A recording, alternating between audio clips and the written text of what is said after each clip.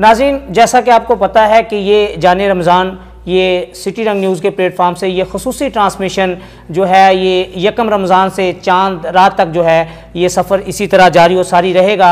और जैसा कि मैं पहले बता चुका हूँ कि आज हमें ज्वाइन किया है मरूफ़ आलम दीन पीर तरीक़त रहबर शरीयत शहज़ादा गौसल वरा जनाब पीर सैयद ज़ाहिद मुहिउद्दीन शाह साहब ने।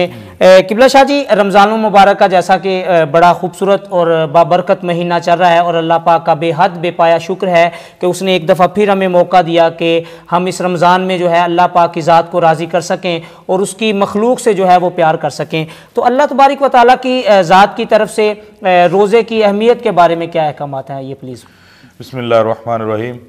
तो जनाब मोहम्मद ताहिर चुराई साहब, सबसे पहले तो मैं आपका शुक्रगुज़ार हूँ कि आपने जाने रमज़ान प्रोग्राम में हमें आपने बुलाया।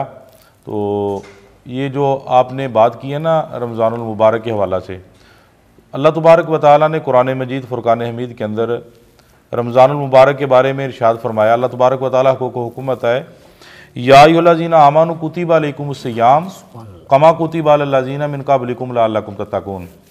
अल्लाह तबारक व तआला फरमा रहा है कि ए ईमान वालो, तुम पर रोज़े फ़र्ज़ कर दिए गए हैं। अब इन लफ्ज़ों के अंदर थोड़े से वजाहत भी है, वो भी मैं कर देता हूँ अभी। यानी कि इसमें एक नुक्ता है कि अल्लाह तबारक व तआला फरमा रहा है ए ईमान वालो, यानी कि इसके अंदर अल्लाह ने ईमान वालों को बुलाया है। यानी कि रोज़ों की फ़र्जियत के बारे में ये पैगाम कौन दे रहा है? अल्लाह का कुरान दे रहा है ज़ुबान मुस्तफ़ा से।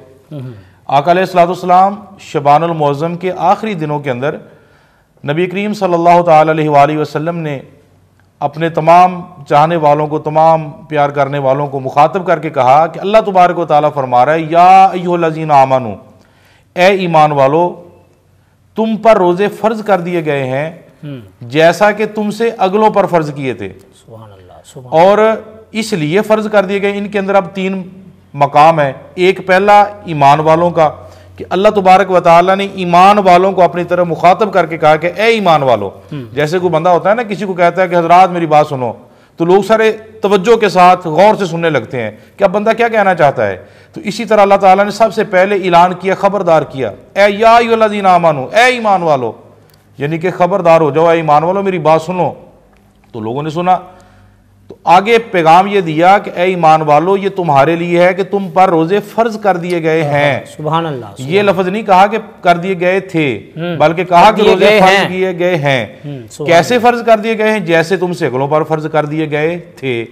उनको कहा कि थे, यानी कि उन पर कर दिए गए थे। और अब ये लफ्ज है जो है ना, ये इसलिए किया गया है कि नबी करीम सल्लल्लाहु अलैहि वसल्लम के ऐलान नबूवत से लेकर और क़यामत तक जितने भी मोमिनीन आएंगे, जितने भी ईमान वाले आएंगे, सभी के लिए ये अल्लाह तबारक व तआला का पैगाम है। और ये पैगाम क्यों है? अल्लाह तबारक व तआला ये चाहता है, और आका अलैहिस्सलाम की मंशा ये थी कि जो मेरे उम्मती हैं, जिसने मेरा कलमा पढ़ा है, इसलिए फ़र्ज कर दिए गए कि इस पर अमल करें। अमल करने के बाद अल्लाह तबारक व तआला फरमाता है कि इसलिए तुम पर फ़र्ज कर दिए गए ताकि तुम मुत्तकी और परहेजगार बन जाओ। और ये गिनती के दिन है। और कितने दिन है गिनती के? 29 हैं या 30 हैं। तो अल्लाह तबारक व तआला के प्यारे महबूब हज़रत मोहम्मद मुस्तफ़ा सल्लल्लाहु अलैहि वसल्लम ने उम्मत के साथ मोहब्बत का इजहार कुछ इस तरीके से किया कि अल्लाह तबारक व तआला ने इसके अंदर यह भी ऐलान कर दिया कि जो पहले लोग थे उन पर भी रोज़े फ़र्ज थे, तुम पर भी हैं, लेकिन तुम में और उनमें जो फ़र्क है, आका अलैहिस्सलाम के हदीस के मुबारक, जैसे आपने कहा कि अल्लाह ताला का क्या हुक्म है, तो अल्लाह तबारक व तआला का यही हुक्म है कि नबी पाक की हदीस के मुताबिक कि जो लोग पहले थे ना, उनमें और हमारे रोज़ों में फ़र्क ये है कि वो सहरी नहीं करते थे, उनमें सहरी का इंतज़ाम बाकायदा नहीं था। और सहरी के लिए उठना, सहरी करना, सहरी के लिए जाना, ये आका अलैहिस्सलाम का फरमान भी है और रसूलुल्लाह की सुन्नत भी है। और आका अलैहिस्सलाम ने फरमाया सहरी में बरकत है।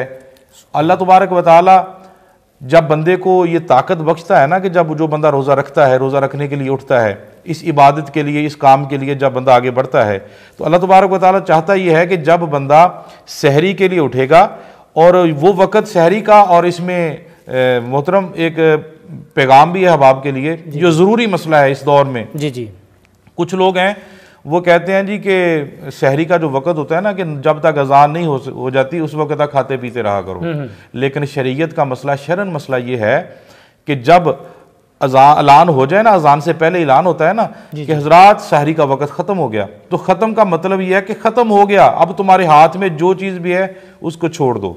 अजान हो जाए तो फिर उसके बारे में शरीयत का हुक्म यह है कि अगर अजान होती पर भी तुमने खा लिया, वो सारा दिन का तुम्हारा फाका तो रहेगा लेकिन तुम्हारा रोज़ा नहीं है। अल्लाह। और अगला पैगाम यह है इसके अंदर कि रमज़ानुल मुबारक के जो रोज़े हम पर फ़र्ज़ किए गए हैं ना, इसके अंदर अल्लाह तबारक व तआला ने इसलिए रोज़े फ़र्ज़ कर दिए गए, सिर्फ रोज़ा रख कर बंदा ईमानदार नहीं बनता। ये नहीं कि बंदा सुबह से सैरी कर ली फिर शाम तक उसने रोज़ा रखा तो माशाल्लाह ईमानदार बन गया, नहीं, रोज़ा जिन चीज़ों से इंसान को रोकता है उसे रुके रहने का नाम रोज़ा है। अच्छा जी, ये भी देखने में आता है क्योंकि जैसा कि आप फरमा रहे हैं और बिलाशुबा इसमें कोई शक नहीं है कि रोज़ा जो है वो सिर्फ रोज़ा रख लेने का नाम ही नहीं है या भूखा या प्यासा रहने का नाम नहीं है। अक्सर ये भी सर देखने में आता है कि लोग रोज़ा रख लेते हैं, गुनाह भी उसी तरह कर रहे हैं, रिश्वत भी ले रहे हैं और लोगों पे जुल्म सितम भी उसी तरह ढा रहे हैं। क्या ऐसे लोगों को भी इस रोज़े का कोई फ़ायदा होगा? हाँ, ये तो एक बहुत बड़ी बात है ना कि कोई रिश्वत ले रहा है, कोई गलत काम कर रहा है। आका अलैहिस्सलाम ने झूठ के मतलब कहा, आका अलैहिस्सलाम ने फरमाया जिसने एक झूठ बोला ना रोज़ा रख कर, तो उसका रोज़ा भी नहीं हो, उसका फाका होगा। रोज़ा हमें हर चीज़ से रोकता है, रोज़े का मतलब है रुके रहना, झूठ से रुके रहना, रिश्वत से रुके रहना, बाकी दीगर ज़िंदगी के गलत जो मामलात हैं, इन तमाम बुराई से रुके रहने का नाम ही रोज़ा है। यही रोज़ा हमें यही दर्स दे रहा है, रोज़ा यही हमें कह रहा है कि तमाम चीज़ों से रुक जाओ, इसलिए रुक जाओ ताकि अल्लाह तबारक व तआला तुम्हें अपने मुत्तकी और परहेजगार बंदों में शामिल फरमाए। सुभान अल्लाह, सुभान अल्लाह। नाज़रीन, बड़ी खूबसूरत गुफ्तगू फरमा रहे हैं पीर तरीक़त रहबर शरीयत पीर सैयद ज़ाहिद मोहिउद्दीन शाह साहिब। जाने रमज़ान की ये खसूसी ट्रांसमिशन जो अहबाब देख रहे हैं वो यकीनन महसूस हो रहे होंगे।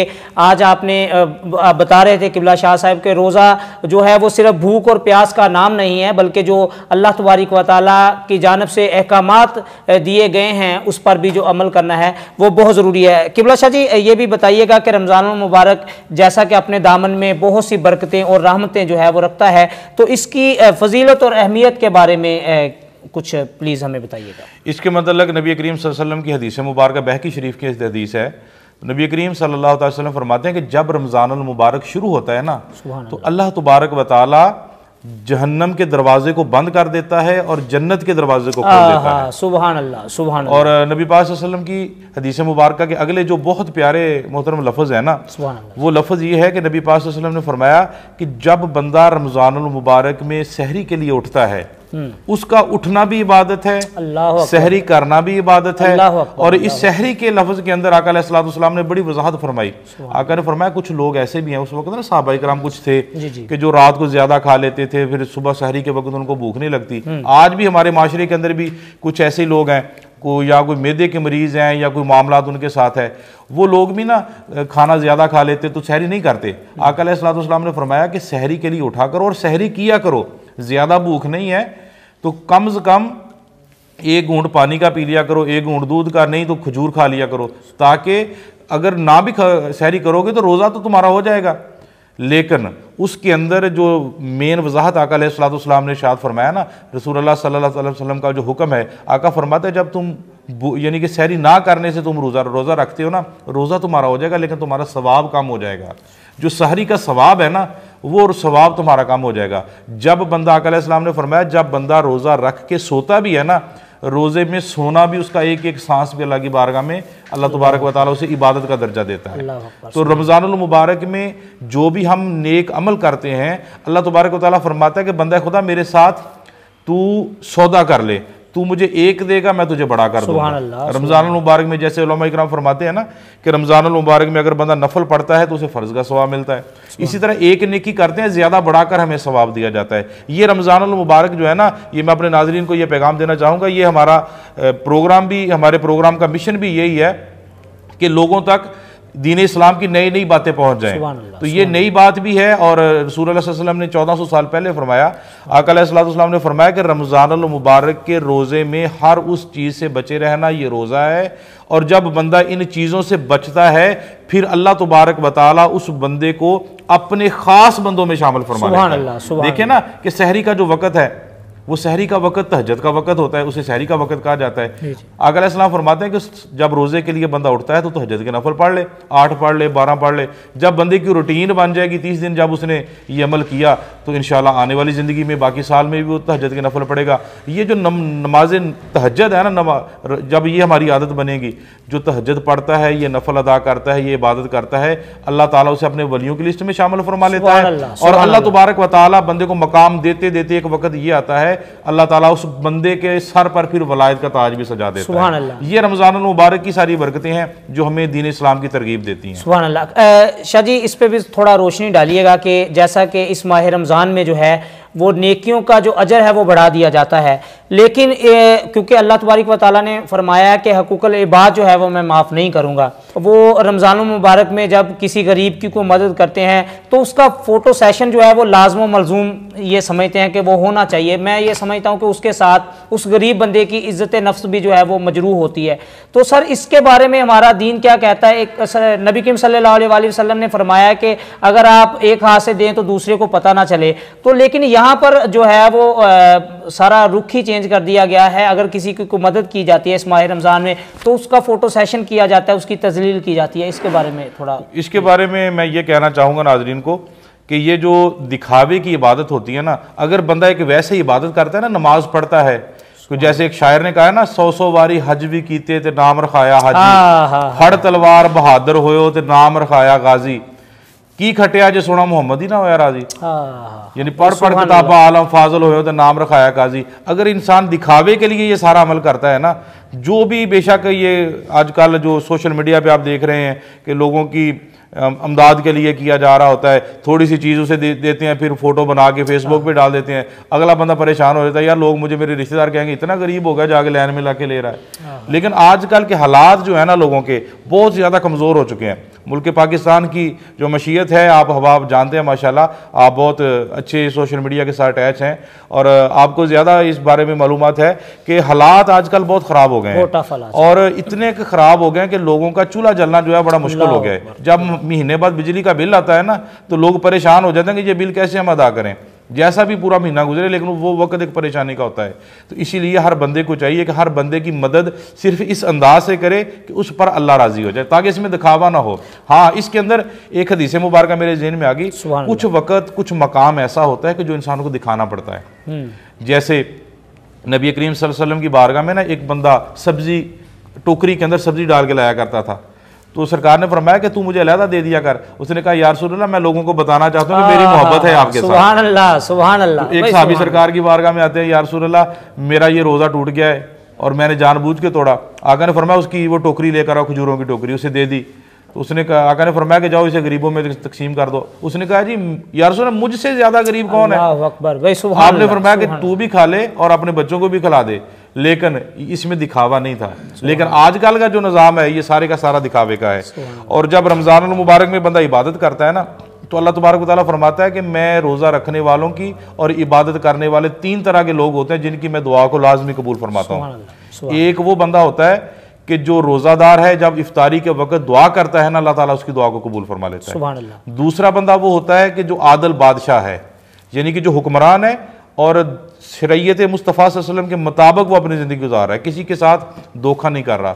और तीसरा बंदा मजलूम होता है जिस पर जुल्म किया जाए।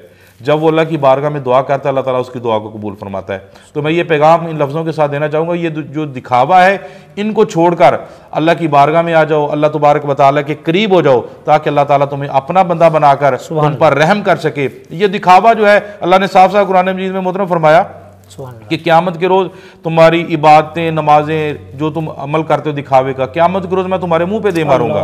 इबादत करना, अगर सिर्फ तुमसे इबादत करवाना ही मेरा मकसद होता तो इबादत के लिए मेरे फरिश्ते ही काफ़ी हैं। लेकिन अल्लाह तबारक व तआला ने फरमाया मैं खुदा तुमसे ये चाहता हूँ कि मेरी और मेरे महबूब की ताबेदारी में आ जाओ। सुभान अल्लाह। नाज़रीन, किबला शाह साहब से बातचीत जारी रहेगी। यहाँ पर वक्त हुआ चाहता है एक छोटे से ब्रेक का, हमारे साथ रहिएगा। मेरा पार्लर मेरे पास, golden pearl whitening urgent facial, love your skin. तुम्हारे कंधों पे मतलब डैंड्रफ वापस? कल ही तो शैम्पू किया था, तो शैम्पू बदलो और ले आओ हेड एंड शोल्डर्स। इसका बाकायदा इस्तेमाल करें खुश्की के जर्म्स पर असर 100% तक, खुश्की मिटाए और लौटने से रोके। हेड एंड शोल्डर्स कंधे से बोझ हटा दे। वेलकम बैक नाज़रीन, प्रोग्राम जाने रमज़ान में खुश आमदीद कहता हूँ। आज हमारे साथ मौजूद हैं पीर तरीक़त रहबर शरीयत मरूफ़ आलमदीन पीर सैयद ज़ाहिद मोहिउद्दीन शाह साहब। आपके साथ गुफ्तगू का सिलसिला जो है उसको आगे बढ़ाते हैं। अच्छा किबला शाह जी, रमज़ानुल मुबारक जैसा कि सबको पता है कि बड़ी बरकतों वाला महीना है,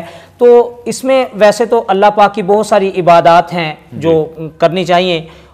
अच्छा, इस रमज़ानुल मुबारक में कौन सी इबादत जो है उसको ज़्यादा करना चाहिए?